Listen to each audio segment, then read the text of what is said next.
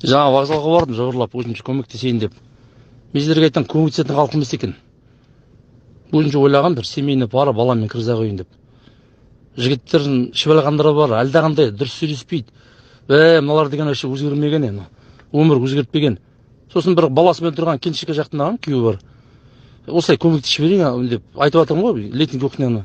Сізге берейін, сам съеду дейді. Отстаньте от меня дейді да.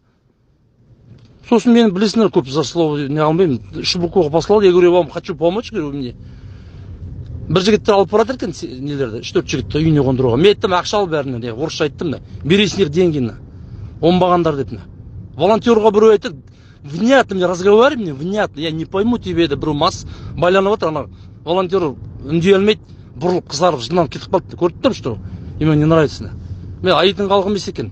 Керек емес, ештеңе ақша лақтырмаңдар, бір тиын шығармаңдар. Лучше көшеде қайыр шыға беріңдер.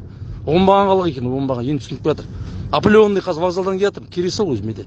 Оңбағандар анан сіз кендер. Конченый адамдар екен, конченый.